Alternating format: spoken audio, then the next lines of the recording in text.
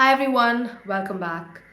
It's very common that a sizable number of applicants who apply for CAPID also prepare for PASS either for the same year or for the next year to apply for their residencies and masters.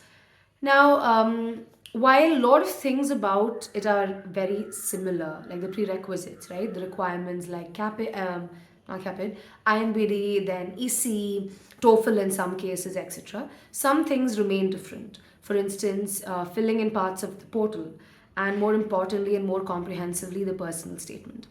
So, with regards to the personal statement, we are quite often asked a question as to whether one can repurpose or recycle their CAPID statement for PASS. Now, that is the objective of this video, to give you clarity on how different and how similar a CAPID statement and a PASS statement are, and whether you can, rather than recycling, upcycle a CAPID statement for the PASS one, or the other way around. So that's why we're here. And before we dive headlong into this entire video, let me give you a very brief snapshot as to what we'll cover in this video, which would be, we've come up with a framework, and we like to call it by a fancy name just so that you remember it, which is the 4C framework. So the 4C's are as follows. Content, no, first is character count, because that's the most straightforward. So character count, content, customization, and then comes creativity. So a little bit of focus on these 4 pointers and you would be ready to streamline your personal statements for both CAPID and PASS. Let's get started.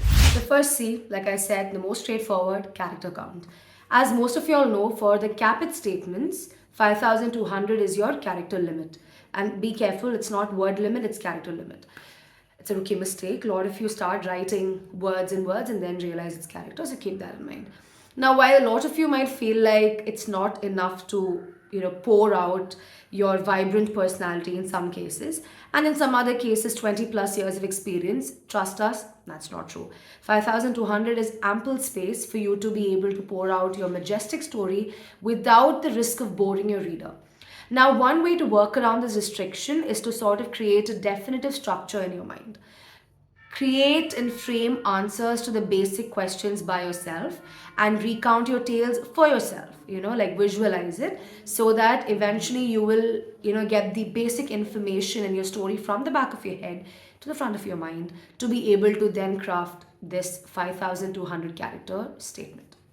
When it comes to the PASS statement, what I find very liberating as a writer is that there is no such character restriction. Applicants have the leeway to explain their background, their aspirations, their strengths, weaknesses, everything in detail. However, this no limit concept can also be a double-edged sword because we've come across statements which are 3 pages long, almost 9,000 characters. That is a strict no. We believe from our experience that a statement that is around 5,500 to 6,000 characters long is ideal. That way, it's not too brief and cut and dry, but at the same time, it's not a boring monologue. Just ensure that you find the right experiences to showcase that will highlight you as a person and as a dentist. The second C, also the most important, the most scary, the one that makes you want to just run away in the other direction, content.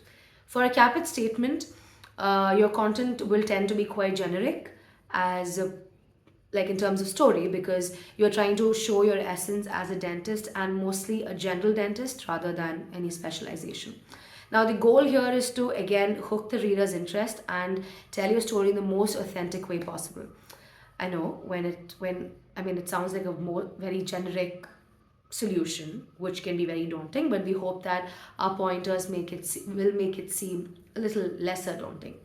So the first thing to do here is sit down with your stories. Sit down and evaluate what your experiences have been and why you're really here, and your those small memories of yours that you have somehow pushed the back of your brain, and which parts of them really showcase the fact that you are here and you're passionate about dentistry.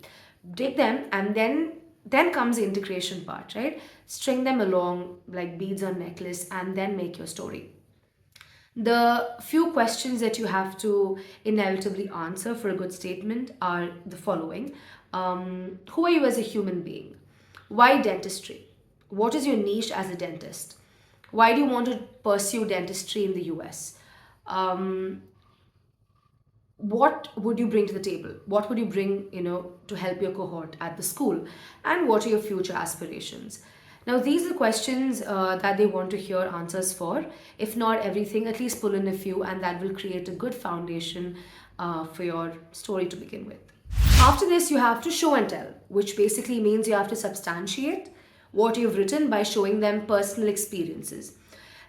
Think of it like baking a cake, right? You first gather the ingredients like your butter, eggs, cocoa, and I don't know what else do you need for baking. I'm not a baker, but you get the idea. And then you decide what quantities you're going to use them at as you deem fit. And then you mix it all together and then you place the mixture in the oven. So here also you first gather the ingredients, and the ingredients are your personal experiences, the stories that you have seen and observed and lived through the past years of your life, those casual professional intimacies that you've shared with your patients, with your peers, your colleagues, and your classmates, your schoolmates, and all of it. And then you decide at what quantity you want them to be mixed into your story, right? And then so that way you decide how much of fluff and how much of sweetness your cake, aka your story, should have. And then you place the mixture in the oven, which is basically the hard part. You have to write it. So gathering the ingredients and deciding the quantities first on a paper or in your mind will really help you bake it and make it all come together finally. And behold, your personal statement is ready. Yes, not as easy as we may make it sound to be like, but this is what you should do. The content of your pass statement, on the other hand, has to be very specific and focused on the specialty that you're applying to. For instance, if it's prosthodontics that you want to apply to, then your statement should clearly highlight your hand skills, your ability to collaborate, your ability to fabricate, create, craft, these kind of traits that are considered vital to that field of study. Also, your statement has to bring out why that particular residency, why you are a good fit for that residency, and what you hope to achieve through this residency. Your key takeaways from the program. It can also exhibit or it can also enumerate your future research topics or areas of interest that you would like to pursue. So it can be as technical as you want to make it to be. And that is one basic difference between CAAPID statements and PASS statements. CAAPID is pretty generic, whereas PASS is more focused on the specialty that you're applying to. Third C, customization. When we say customization, we mean creating an exclusive, tailor-made statement to target the school that you're applying to. Now, when it comes to CAAPID, unfortunately, you cannot do that. You upload the common statement for all the schools. We like to think of it as a one pot, one shot meal kind of situation, right? Because CAAPID follows a one portal, one statement formula. So you get to choose your statement in a way that it appeals to any school that you apply to, be it New York, be it Nebraska, anywhere. However, certain schools like Minnesota and Colorado, they give you a chance to send in a customizable or a very specific supplemental statement for just them. Now, this gives you the leeway to reorient and to adjust your personal statement to fit their requirements. And I'm here on my knees begging you, just do not send your same CAAPID statement. Don't do that. Just don't do that. Make sure, like we mentioned earlier, don't recycle your statement, your CAAPID statement for these specific schools. Upcycle your statement and make sure you tell these schools why you like them, along with telling them your story. That's extremely important. Now, that is the beauty of a PASS statement. You can customize your personal statement according to the program or the school that you are applying to. How can I explain this better? Okay. My Instagram feeds are of late filled with this kind of a poster. One dress, style it in 4 different ways. Now, how is that relevant to our past personal statement? Hold on, let me explain. Okay, so assuming you want to apply to both AEGD and endodontics at both UCSF and NYU. What we would suggest is you can have the leeway of uploading 4 different statements for these 4 different requirements. But then who has the inspiration or the time to craft 4 separate statements? That's where this one dress, style it in 4 different ways logic comes in handy. Okay, so what do we suggest you do? You can craft or tweak your existing CAAPID statement and showcase how you can be a good fit for AEGD. Add a paragraph as to the key takeaways from the UCSF program. You have one statement ready. Now, recycle it. Showcase how you can fit into an endodontics program at UCSF again.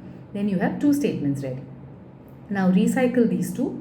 Instead of the UCSF bit, add the NYU bit, and then you have 2 more statements. So, it's the same dress, but you're draping it differently or you are accessorizing it differently, but you get 4 different ensembles.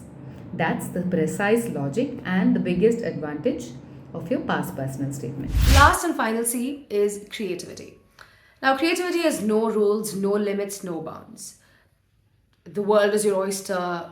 The statement is your canvas, painted with whatever colors you like. We ourselves have helped craft statements centered around the themes of marathons, Harry Potter, colors, names, etc.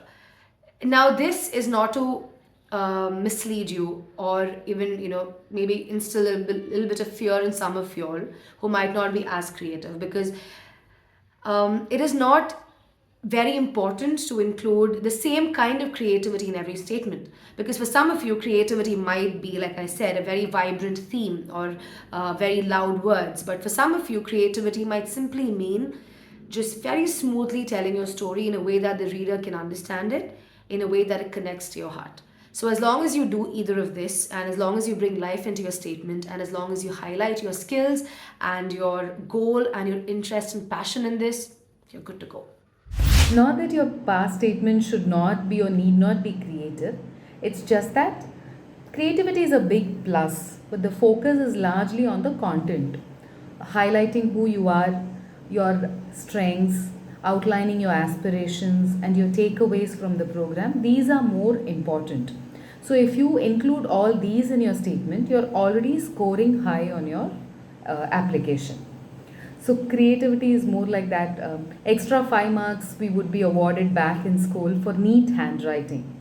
But it's not a deal breaker. Content is the deal breaker. So to summarize, your CAAPID statement and your PASS statement are fairly different from each other. They still have one common thread. It's all about you and your story. So while crafting a statement, be it CAAPID or PASS, remember our 4C framework. If you already have a CAAPID statement, then you can upcycle it to create a PASS statement well fitted for PASS requirements. You can add some frills, trim some edges, and ensure that it fits into the framework. If you're finding it difficult, we are always here.